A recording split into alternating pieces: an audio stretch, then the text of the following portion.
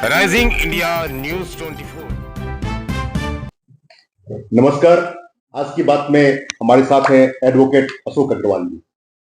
बात करेंगे बजट सत्र में। बजट तो पारित हो गया, बजट में क्या मिला और क्या खोया आम लोगों ने और प्रोफेशनल्स ने, इसी पर बात करेंगे। नमस्कार वकील साहब, कैसे हैं आप? मैं बहुत बढ़िया हूं।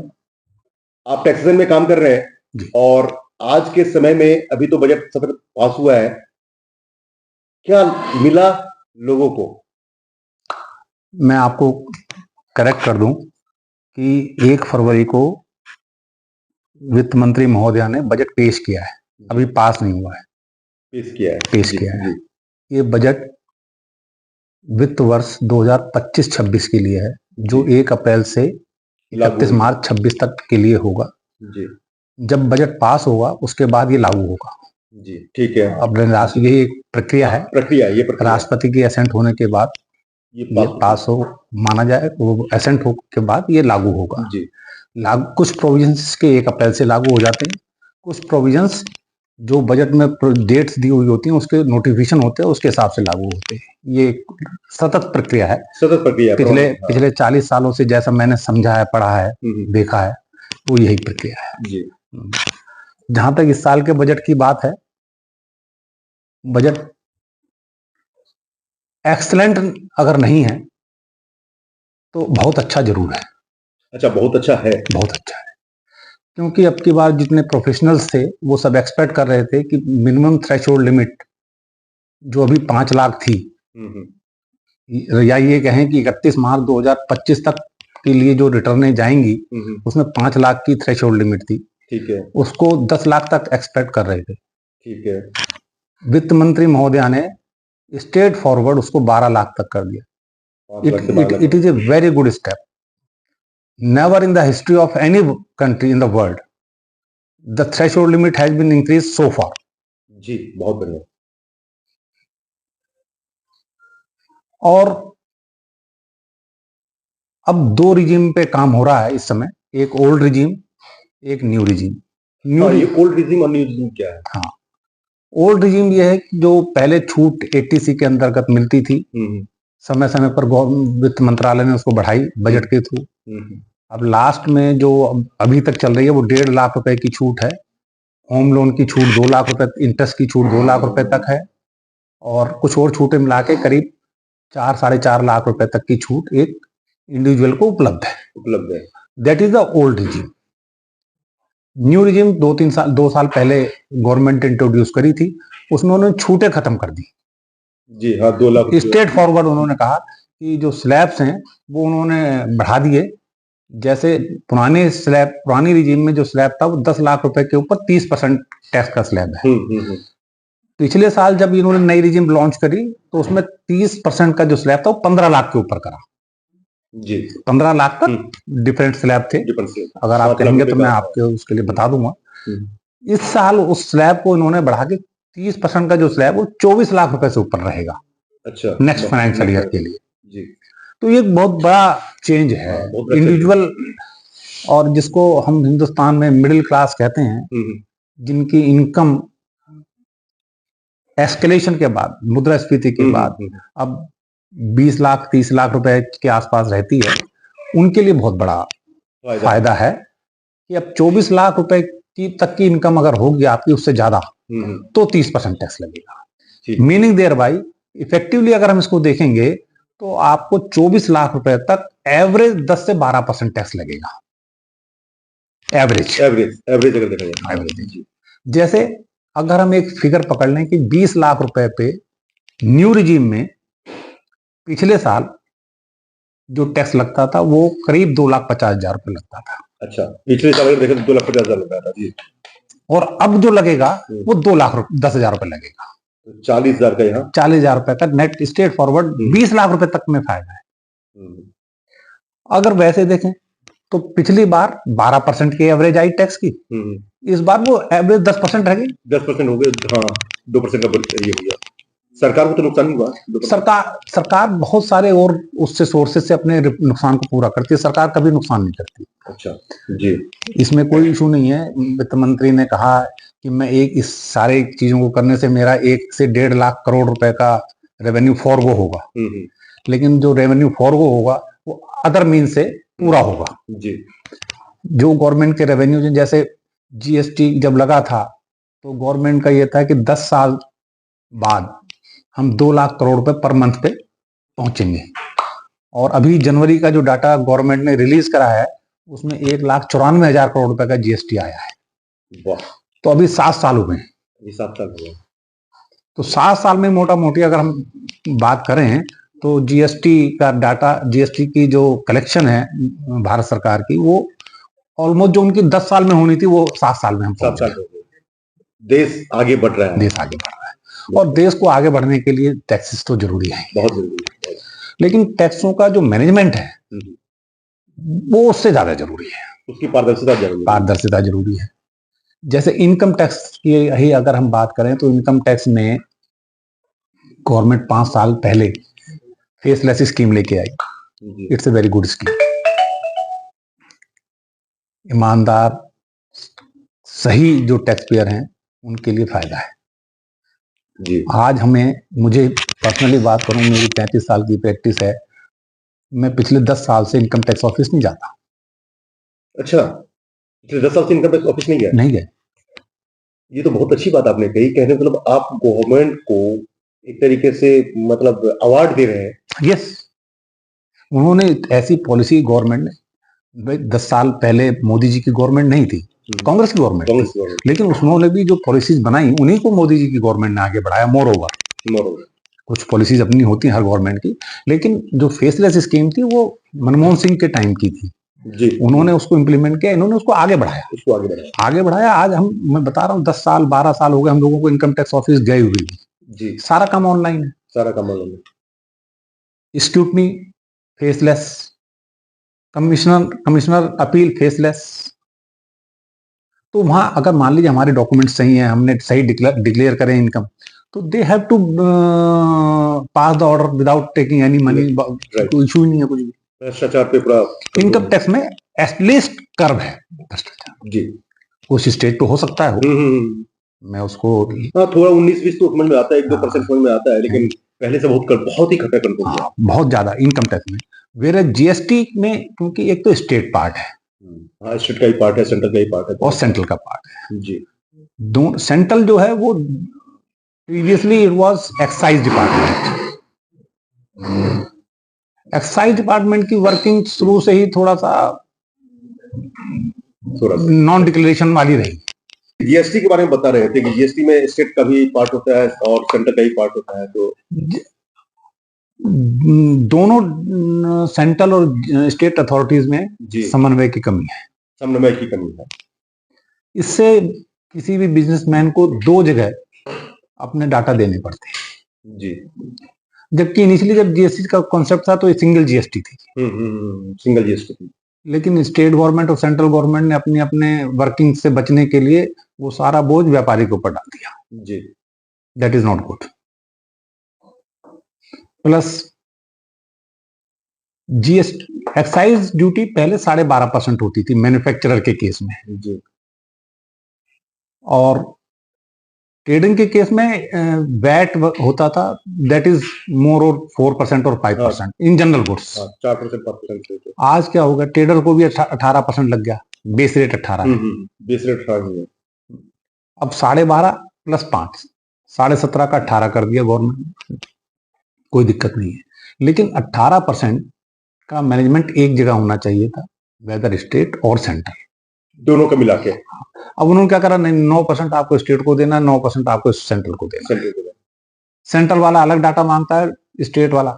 मोर ओवर, और इसमें एक और सबसे बड़ी समस्या ये क्रिएट हो रही है कि जो मैनेजमेंट है दोनों गवर्नमेंट्स का, वेदर सेंट्रल और स्टेट, सारा tax online, GST is totally online, everybody knows. लेकिन बिना टैक्स जमा कराए आप रिटर्न नहीं भर सकते मंथली। उसके बाद भी 3-3 पेज के नोटिस वेदर स्टेट और सेंट्रल इशू कर देती है व्यापारी। कहां जाए व्यापारी, यहाँ चक्कर लगा वहां चक्कर लगा, दोनों जगह चक्कर लगा। और जहां मैनुअल इंटरफेस है वहां भ्रष्टाचार की संभावनाएं वही 80% है। 80% है। बिल्कुल बिल्कुल। वैट को इसलिए हटाया गया था, जीएसटी इसलिए लाया गया था कि it is a totally online tax and there will be no face to face interface. इसमें भ्रष्टाचार कंट्रोल होता है, भ्रष्टाचार लेकिन जीएसटी में भ्रष्टाचार हो रहा है। भ्रष्टाचार इस गैप को पूरा करने के लिए क्या गवर्नमेंट का कुछ प्लानिंग है? अभी तक तो नहीं दिखती। अभी तक नहीं दिखती। ये सवालिया निशान, क्वेश्चन मार्क है। Question mark. तो ये भाजपा के लिए ही आप, मतलब भारतीय जनता पार्टी आज के डेट में जो सरकार है उस सरकार के लिए कह रहे हैं या अदर सरकार के लिए भी बोल रहे हैं? सब दो, सबके लिए। स्टेट में बहुत जगह कांग्रेस की सरकार है, अदर पार्टी की सरकार है, सेंटर में बीजेपी सरकार है। इनको मैनेजमेंट टैक्स जीएसटी का मैनेजमेंट कंप्लीट नहीं है। जी, that have to be done effectively. अच्छा, अब आते हैं वकील साहब जीएसटी के ऊपर। जीएसटी में एक गिफ्ट तो आपने ही बता दिया कि फॉल्ट है, कुछ जगह पे जीएसटी में बदलाव की आवश्यकता है, जो भ्रष्टाचार को जन्म दे रही है, वहां कंट्रोल करना है। दूसरा, जीएसटी में एक भी चीज आती है, आज भी बहुत बड़ा एक तबका है जो टैक्स से बच रही है या टैक्स की चोरी कर रही है। टैक्स की चोरी नहीं कहा जाए, क्योंकि जीएसटी जब वो टैक्स भरते हैं तो उस टैक्स में से चोरी होती है, उसको चोरी कहते हैं। लेकिन जो जीएसटी फाइल ही नहीं कर रहा है उसके लिए कुछ नहीं, क्या उसके लिए भी कुछ है? उसके लिए गवर्नमेंट की एजेंसियां हैं। सेंट्रल गवर्नमेंट की अपनी अलग एजेंसी है, स्टेट गवर्नमेंट की अपनी अलग एजेंसी है, जो एंटी इवेजन या SIB, special investigation branch of state taxes, वो लोग एनफोर्समेंट का काम करते हैं। दिक्कत तब पैदा होती है जो स्टेट की जो एजेंसी है, जो मोबाइल यूनिट्स हैं, जो गाड़ियां चेक करती हैं, आप कोई नंबर 2 की गाड़ी जा रही है तो वो तो सीधे सीधे जा रही है, उसका कोई इशू नहीं। उनका टारगेट फिक्स कर दिया गया। टैक्स का कभी टारगेट फिक्स हो सकता है क्या? अब मिल गया है इसका समाधान। जब आपको मालूम है कि आपके ईवे बिल जनरेट हो रहे हैं और ईवे बिल पे जो भी टैक्स आ रहा है वो आपको आ रहा है, उसके बाद क्या टारगेट किसी भी ऑफिसर को, किसी भी अधिकारी को टारगेट सेट करके नहीं, आपने 2 लाख करोड़ रुपए का कलेक्शन करके करना, 10,000 करोड़ का कलेक्शन करना ही करना है? ये तो corruption. What does it mean? Corruption तो ये करप्शन की शुरुआत यहाँ से है। करप्शन की शुरुआत यहाँ से है। जब आप टारगेट फिक्स करेंगे तो उसको पूरा करने के लिए कुछ ना कुछ गलत मेजर्स अपनाएगा ही अपनाएगा अधिकारी। बिल्कुल सही कहना। तो अच्छा, एक चीज और आ रही है, फूड के ऊपर और वाटर के ऊपर जो टैक्स है, क्या ये सही है? आज तक नमक के ऊपर टैक्स नहीं था। बिल्कुल। लेकिन आज नमक के ऊपर भी टैक्स है। बिल्कुल। पहले कहते थे कि अतिथि देवो भव हमारा कल्चर रहा है भारत देश में, और जल ही जीवन है। उस पानी पे पहले तो लोग कहते थे अरे पानी कहाँ से खरीदेगा कोई, पानी कहीं, पानी का व्यापार होता है। आज पानी का व्यापार सबसे बड़ा व्यापार है, अब देखें तो। बिल्कुल। हर कदम पे, हर किलोमीटर पे आपको पानी की जरूरत है, आप पानी खरीद के पीते हैं। बिल्कुल। उसमें भी आप ब्रांड देखते हैं, कौन से ब्रांड का पानी है। टैक्स जा रहे हैं, और टैक्स कई जगह जा रहा है। क्या ये सही है?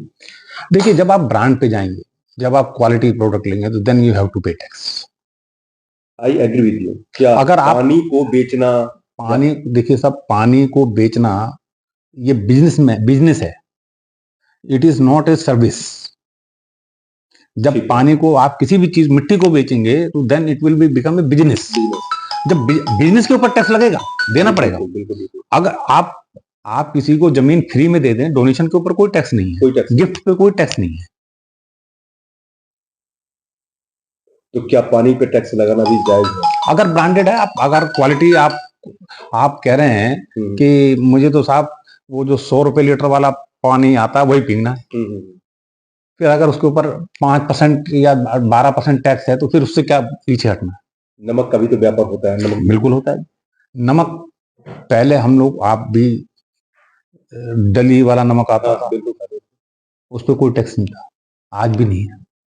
अच्छा, आज भी दिल्ली वाले पे टैक्स नहीं? कोई टैक्स नहीं है। शुद्ध नमक तो वही है।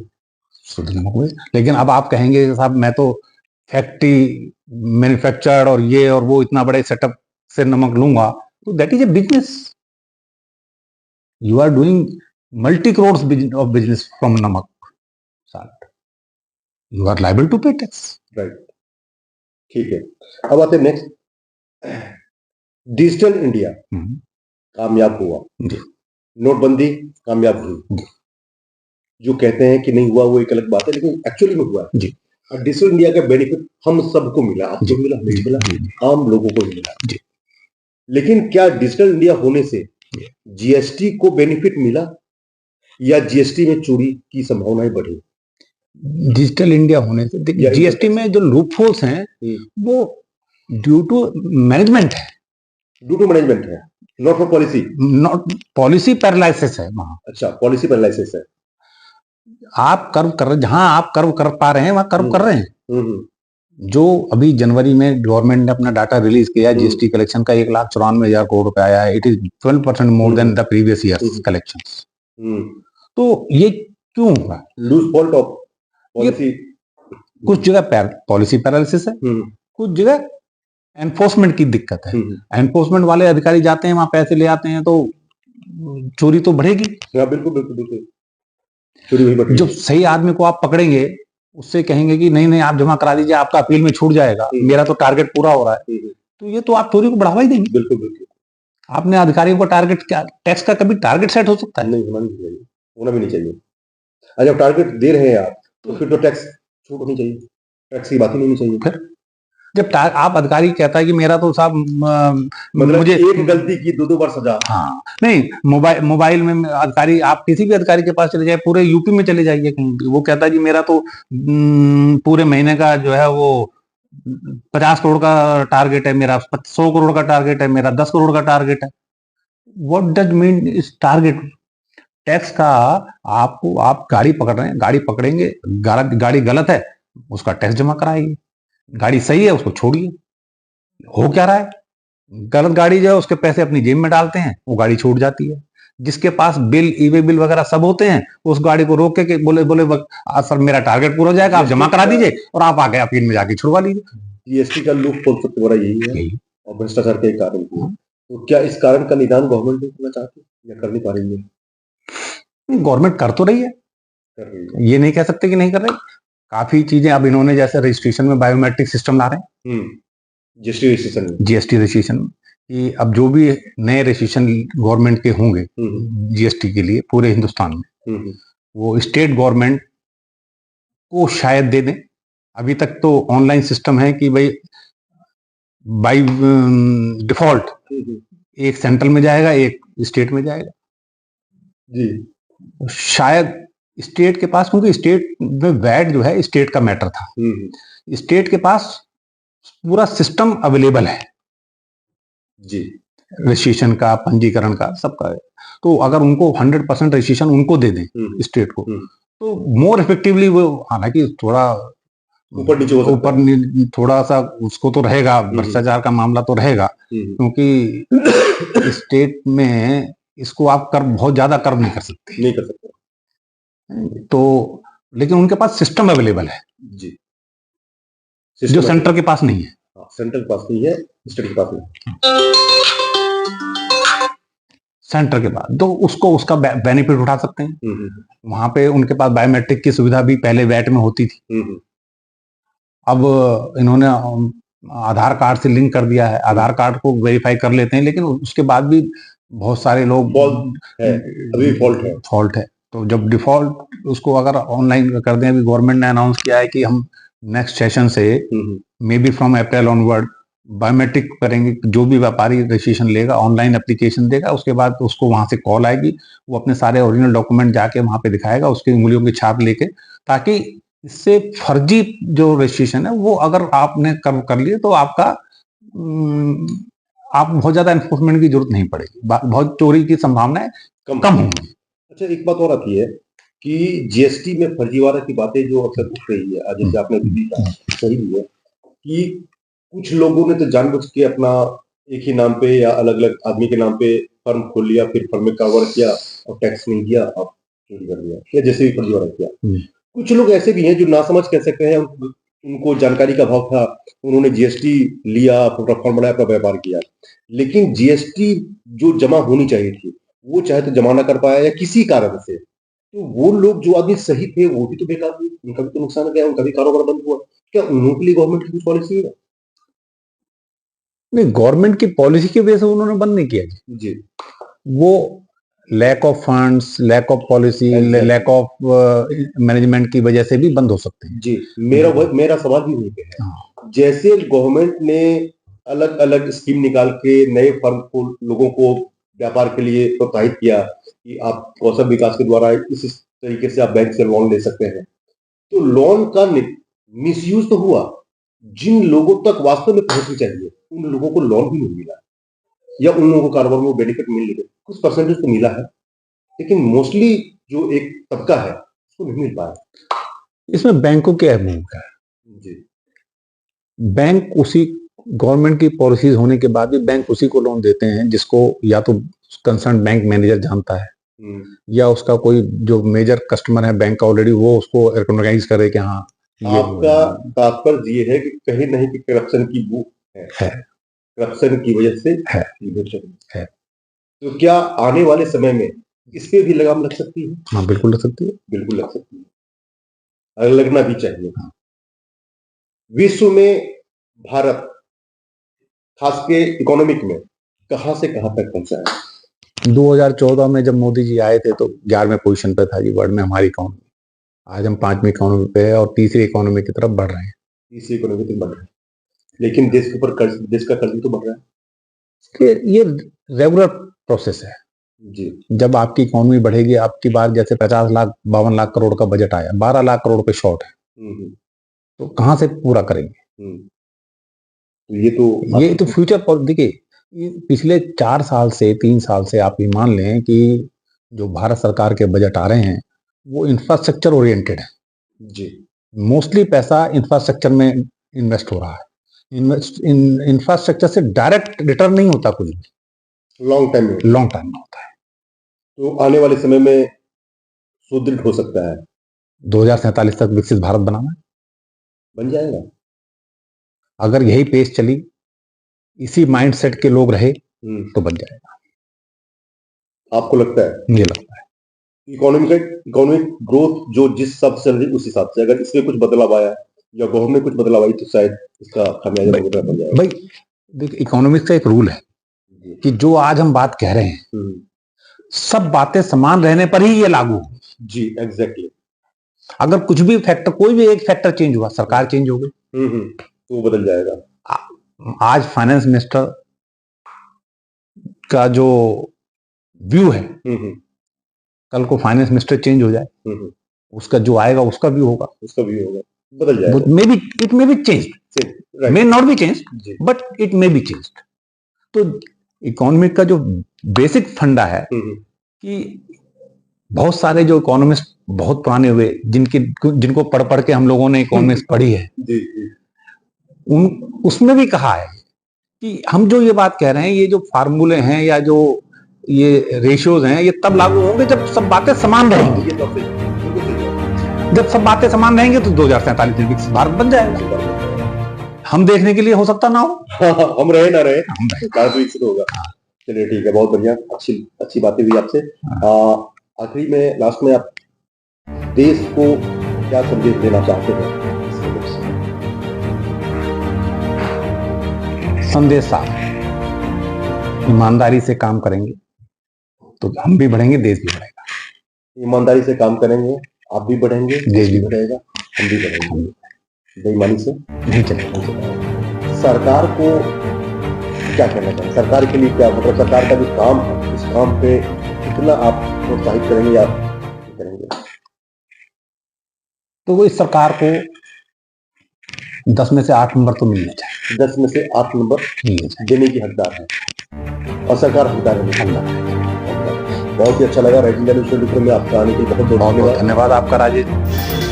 देश और दुनिया का सबसे तेजी से उभरता हुआ news channel rising India news 24 channel को सब्सक्राइब करें, लाइक करें और दुकान के किराए के लिए ना हो परेशान, अब मिल गया है इसका समाधान।